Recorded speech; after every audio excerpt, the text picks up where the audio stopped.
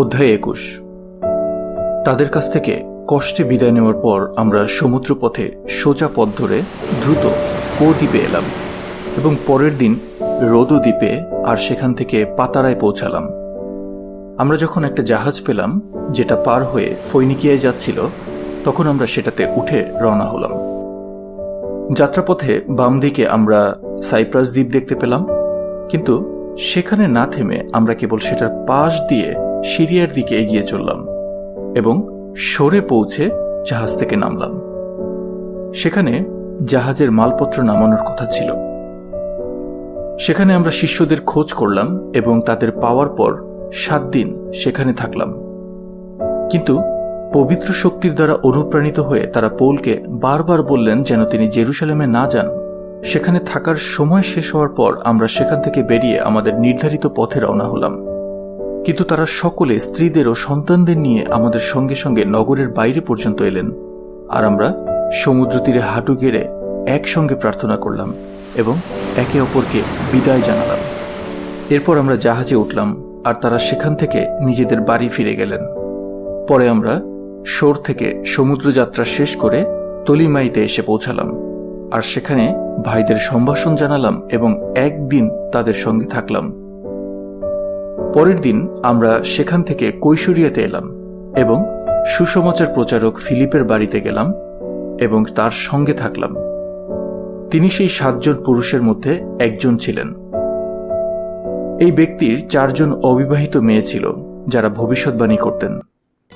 সেখানে আমরা বেশ কিছুদিন থাকার পর জিহুদিয়া থেকে আগাব নামে একজন ভাববাদী এলেন, আর তিনি আমাদের কাছে এলেন এবং পৌলের কাছ থেকে তার কোমর বন্ধনী নিয়ে নিজের হাত পা বেঁধে বললেন, পবিত্র শক্তি এই কথা বলেছে, এই কোমর বন্ধনী যার, তাকে জেরুসালেমের জিহুদিরা এইভাবে বাঁধবে এবং তাকে জিহুদিদের হাতে তুলে দেবে। এই কথা শুনে আমরা এবং সেখানে উপস্থিত সকলে তাকে অনুরোধ করতে লাগলাম যেন তিনি জেরুসালেমে না যান। তখন পৌল বললেন, কেন তোমরা কান্নাকাটি করে আমার সংকল্পকে দুর্বল করে দিচ্ছ? জেনে রাখো, আমি প্রভু যিশুর নামে জেরুসালেমে কেবল বন্দী হতেই নয়, এমনকি মৃত্যুবরণ করতেও প্রস্তুত আছি। আমরা যখন বুঝতে পারলাম আমরা তার সিদ্ধান্ত পরিবর্তন করতে পারবো না, তখন আমরা আর তাকে জোর করলাম না এবং তাকে বললাম, যেহোবার ইচ্ছাই পূর্ণ হোক। এরপর আমরা যাত্রা করার জন্য প্রস্তুত হলাম এবং জেরুসালেমের উদ্দেশ্যে রওনা হলাম। কৈশরিয়া থেকে কয়েকজন শিষ্য আমাদের সঙ্গে চললেন।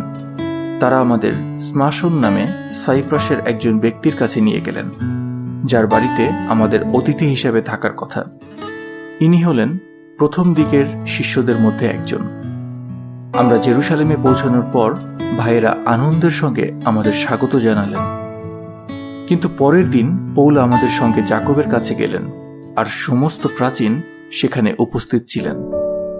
পরে তিনি তাদের সম্ভাষণ জানালেন এবং তার পরিচর্যার মাধ্যমে ঈশ্বর জিহুদিদের মধ্যে যা যা করেছেন সেগুলো বিস্তারিতভাবে বর্ণনা করলেন। এই কথা শুনে তারা ঈশ্বরের গৌরব করতে লাগলেন এবং তাকে বললেন, ভাই, তুমি দেখতে পাচ্ছ জিহুদিদের মধ্যে হাজার হাজার ব্যক্তি যিশুর অনুসারী হয়েছে, আর তারা সকলে উদ্যোগের সঙ্গে ব্যবস্থা পালন করে। কিন্তু তারা তোমার বিষয়ে এই গুজব শুনেছে যে তুমি জিহুদিদের মধ্যে বসবাসকারী সমস্ত জিহুদিকে মসির ব্যবস্থা পরিত্যাগ করতে শিক্ষা দিচ্ছ, তাদের সন্তানদের ত্বকচ্ছেদ না করাতে অথবা পরম্পরাগত রীতিনীতি পালন না করতে বলছ। তাহলে এই ব্যাপারে কি করা যায়? তারা নিশ্চয়ই শুনবে তুমি এখানে এসেছ, তাই আমরা তোমাকে যা বলছি তাই করো। আমাদের মধ্যে এমন 4 জন পুরুষ রয়েছে যারা ঈশ্বরের কাছে অঙ্গীকার করেছে। তুমি এই লোকদের তোমার সঙ্গে নিয়ে যাও এবং তাদের সঙ্গে নিজেকেও রীতিগতভাবে সূচি করো, আর তাদের খরচ বহন করো, যাতে তারা তাদের মাথার চুল কামিয়ে ফেলতে পারে। তাহলে সকলে জানতে পারবে তোমার বিষয়ে তারা যে গুজব শুনেছে সেগুলো মিথ্যা, বরং তুমি সঠিকভাবে চলছ এবং ব্যবস্থাও পালন করছ। কিন্তু জিহুদিদের মধ্য থেকে যারা যিশুর অনুসারী হয়েছে তাদের কাছে আমরা লিখিতভাবে এই সিদ্ধান্ত পাঠিয়েছি যে তারা যেন প্রতিমার সঙ্গে সম্পর্কযুক্ত যে কোনো কিছু, রক্ত, গলা টিপে মারা প্রাণীর মাংস এবং যৌন অনৈতিকতা থেকে নিজেদের আলাদা রাখে। পরের দিন পৌল সেই লোকদের নিয়ে তাদের সঙ্গে নিজেকেও রীতিগতভাবে সূচি করলেন। পরে তারা রীতিগতভাবে সূচিকরণের 7 দিন কবে শেষ হবে তা জানানোর জন্য মন্দিরে প্রবেশ করলেন, যাতে সেই নির্দিষ্ট দিনে যাজক তাদের প্রত্যেকের জন্য বলি উৎসর্গ করতে পারেন। সেই 7 দিন যখন প্রায় শেষ হয়ে আসছিল, তখন এশিয়ার জিহুদিরা তাকে মন্দিরের মধ্যে দেখতে পেয়ে পুরো জনতাকে উত্তেজিত করে তুলল এবং তাকে ধরল আর চিৎকার করে বলতে লাগলো, হে ইসরায়েলের লোকেরা, সাহায্য করো!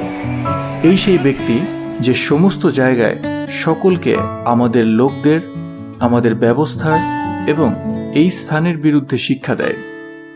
শুধু তাই নয়, সে গ্রিকদেরও এই মন্দিরের মধ্যে নিয়ে এসেছে এবং এই পবিত্র স্থানকে অশুচি করেছে। কারণ আগে তারা নগরের মধ্যে ইফিসীয় ত্রফিমকে পৌলের সঙ্গে দেখে মনে করেছিল পৌল হয়তো তাকে মন্দিরের মধ্যে নিয়ে এসেছেন। পুরো নগরে গন্ডগোল বেঁধে গেল আর লোকেরা একসঙ্গে দৌড়ে গিয়ে পৌলকে ধরল এবং তাকে টানতে টানতে মন্দিরের বাইরে নিয়ে এলো আর সঙ্গে সঙ্গে দরজাগুলো বন্ধ করে দেওয়া হলো। তারা যখন তাকে হত্যা করার চেষ্টা করছিল, তখন প্রধান সেনাপতির কাছে এই খবর পৌঁছালো যে পুরো জেরুসালেমে গন্ডগোল বেঁধে গিয়েছে। এই খবর শুনে তিনি সঙ্গে সঙ্গে সৈন্যদের ও সেনাপতিদের সঙ্গে নিয়ে দৌড়ে তাদের কাছে এলেন। লোকেরা প্রধান সেনাপতি ও সৈন্যদের দেখতে পেয়ে পৌলকে প্রহার করা বন্ধ করল। তখন প্রধান সেনাপতি কাছে এসে পৌলকে গ্রেপ্তার করলেন এবং তাকে 2 শিকল দিয়ে বাঁধার আদেশ দিলেন। এরপর তিনি জানতে চাইলেন এই ব্যক্তি কে এবং সে কি করেছে। কিন্তু জনতার মধ্যে এক একজন এক এক রকম কথা বলে চিৎকার করতে লাগলো, আর তিনি কোলাহলের কারণে নিশ্চিতভাবে কিছু বুঝতে না পেরে পৌলকে সেনানিবাসে নিয়ে যাওয়ার আদেশ দিলেন। কিন্তু পৌল যখন সিঁড়ির কাছে পৌঁছালেন, তখন জনতা এত হিংস্র হয়ে উঠল যে সৈন্যরা তাকে বয়ে নিয়ে যেতে বাধ্য হল। কারণ জনতা পিছন পিছন আসছিল আর চিৎকার করে বলছিল, একে হত্যা করো!